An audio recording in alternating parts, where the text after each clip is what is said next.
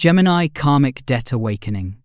Why repeating patterns are forcing your soul toward liberation. Gemini, if you are hearing this message now, it is not because something dramatic has happened on the outside. It is because something subtle, persistent, and quietly heavy has been happening on the inside. You may not be able to name it clearly. There is no single crisis you can point to, no obvious collapse. Yet there is a strange sense of repetition in your life, as if certain conversations keep returning with different faces, as if emotional situations change their setting but never their meaning. You move forward, yet something in you feels as though it is circling the same invisible point again and again. This is not confusion. This is not bad timing. This is the sensation of karmic weight becoming conscious. This year, Gemini, the universe is not asking you to learn something new.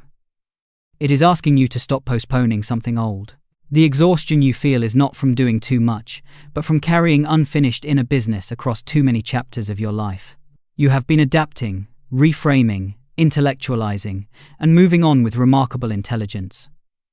From the outside, it looks like flexibility. From the inside, however, there is a growing awareness that movement has replaced resolution. And karma does not disappear through motion. It waits patiently until attention finally arrives. Karmic debt is often misunderstood as punishment, fate, or a cosmic bill that must be paid through suffering. But for you, Gemini, karmic debt is far more psychological and far more intimate. It is the accumulation of moments where you chose understanding over feeling, explanation over embodiment, and possibility over presence.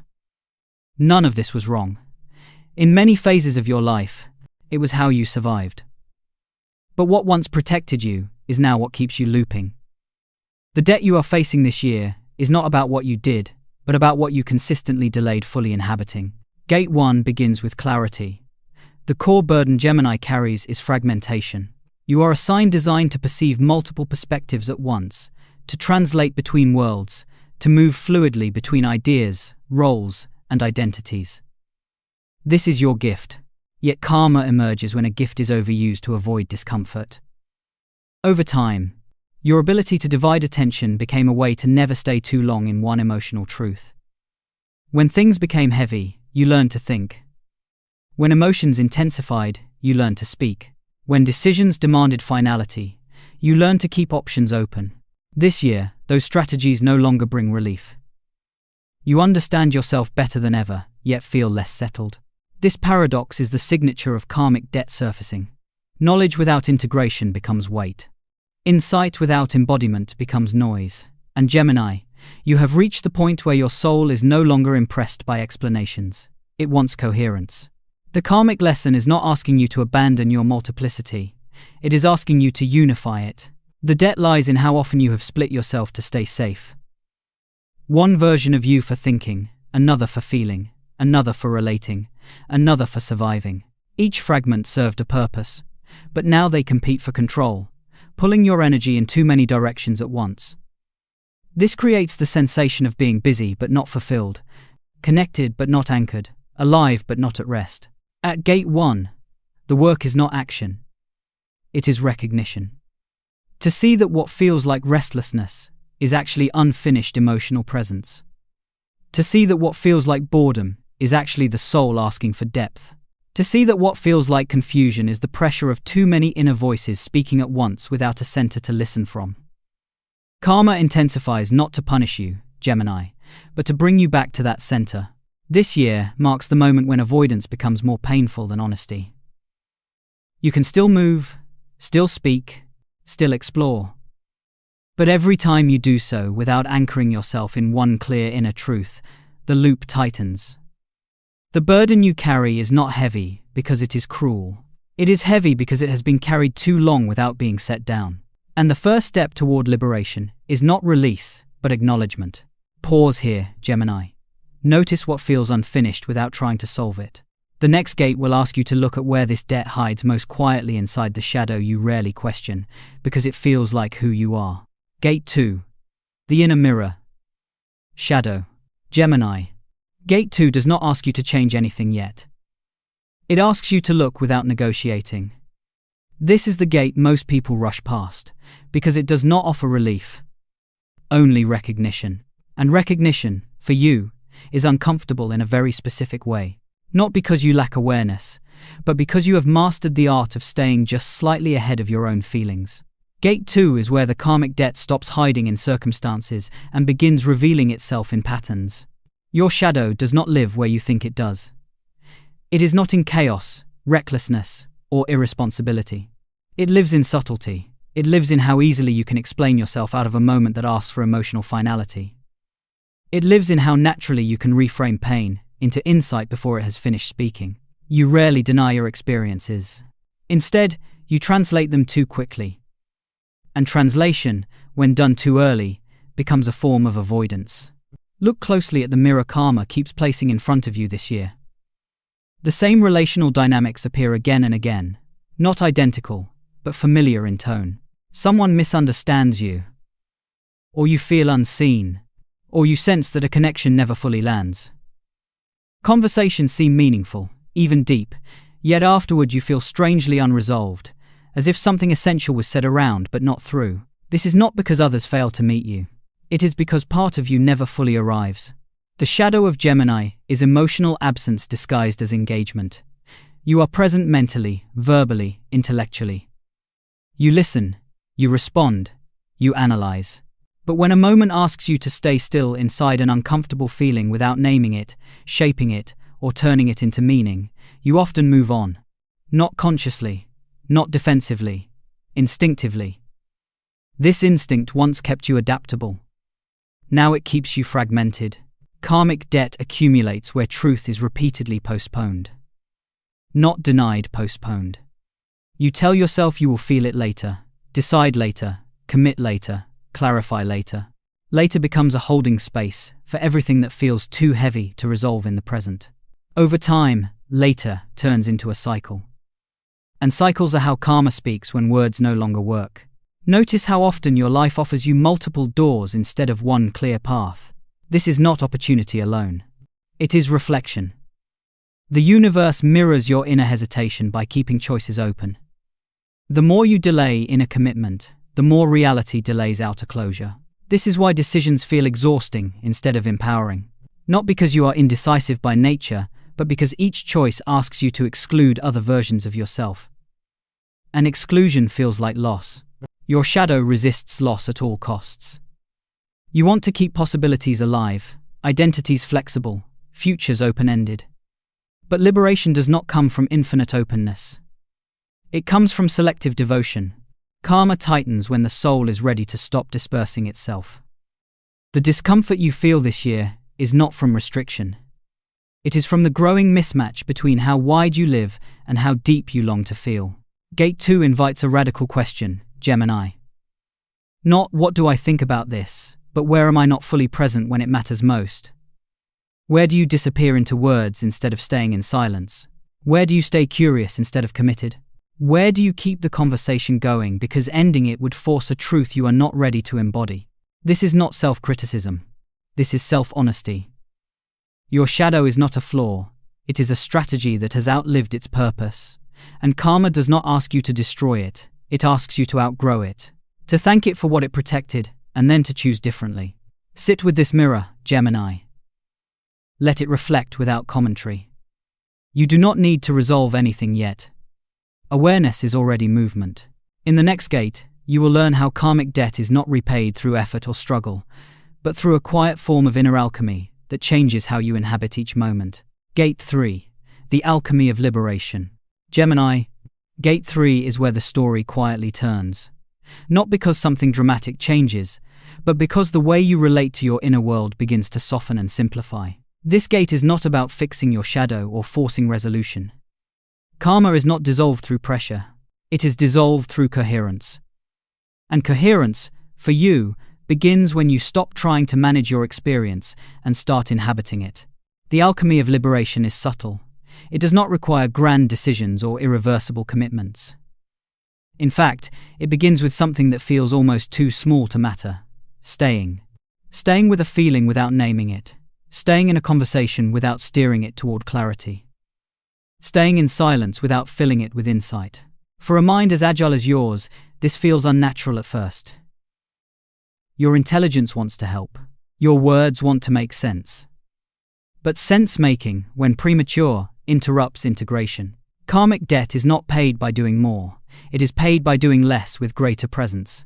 Each time you resist the urge to explain yourself internally, you reclaim a fragment of energy that has been scattered across too many narratives. Each time you allow an emotion to exist without interpretation, you anchor yourself more deeply into the unified self your soul has been calling for. This is not passivity. This is disciplined presence. There is a common misconception that Gemini needs variety to feel alive. What you actually need now is intimacy with your own experience. Intimacy does not mean intensity. It means continuity. Letting one inner truth remain long enough to mature. Letting one decision be lived, not just considered. Letting one emotional thread complete its arc, instead of being replaced by a new perspective. Karma weakens when continuity replaces fragmentation. This is where boundaries become alchemical. Not rigid boundaries with others, but gentle boundaries within yourself. A boundary that says, I will not leave this moment just because it is uncomfortable. I will not distract myself with possibility when presence is being asked of me. I will not split my attention to avoid the weight of one honest feeling. These inner boundaries do not shrink you. They concentrate you. As you practice this, something unexpected happens. The pressure eases. Not because problems disappear, but because you stop multiplying them internally. The same life circumstances begin to feel lighter, more navigable.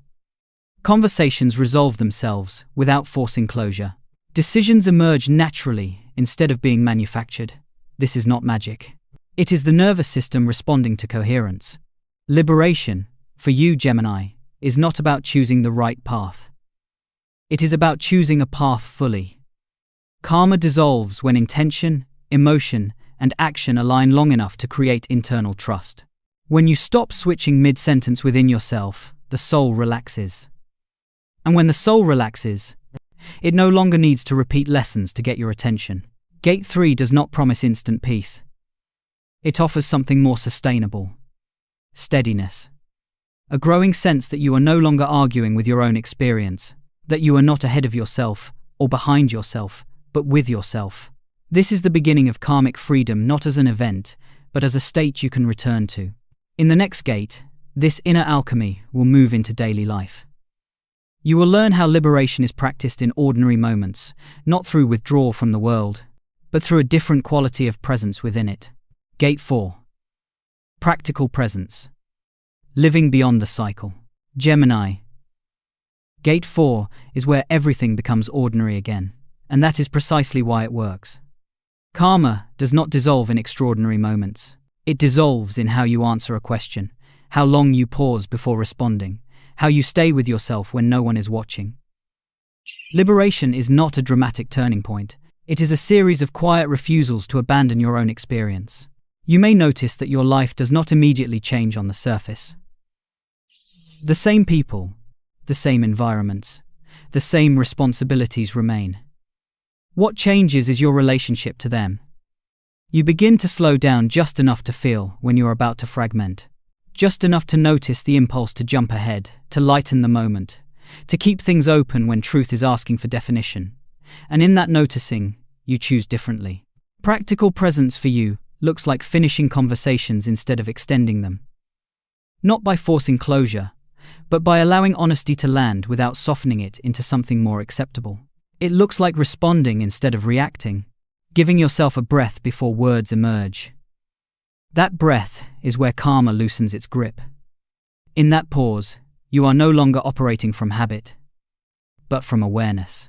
You may also feel drawn to simplify, not because you are tired, but because your system no longer tolerates excess.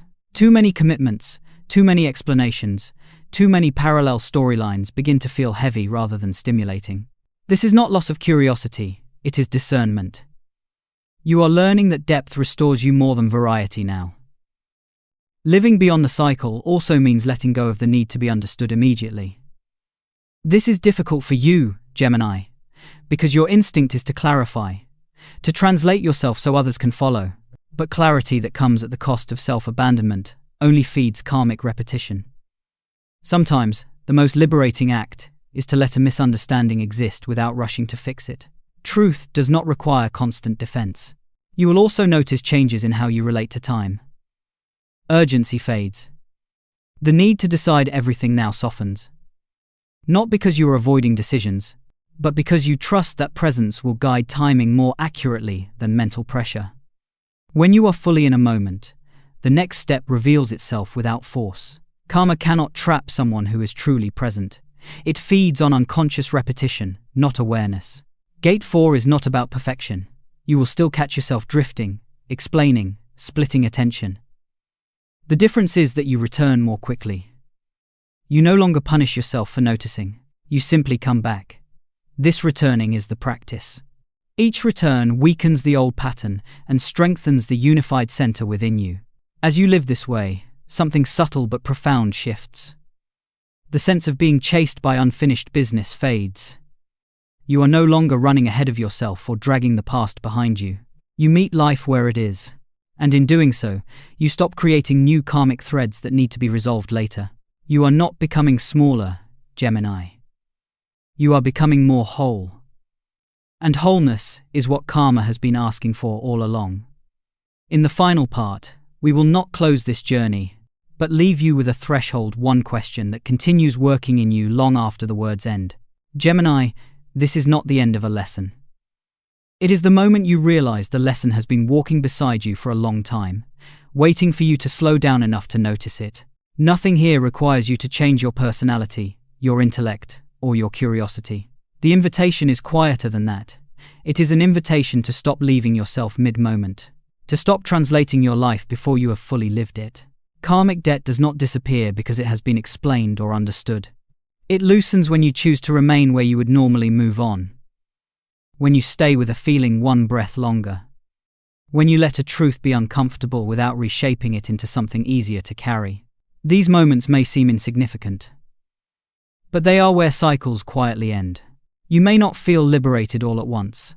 Liberation rarely announces itself. It shows up as less urgency, fewer internal arguments, and a growing sense that you are no longer negotiating with your own experience. You will recognize it when life feels simpler, not easier, but cleaner. When your energy stops scattering and begins returning to you. As you move forward, do not ask yourself what you should do differently. Ask something more honest. Where am I still postponing presence? Where am I waiting for a better time to be fully here? Let that question follow you gently through your days. You do not need to answer it immediately. Awareness itself is already movement. If this message resonated, sit with it before sharing it. Let it work in silence first. And when you are ready, leave a comment not to explain your story, but to name one pattern you are finally willing to complete. Not fix. Complete. That willingness is enough to begin a different cycle.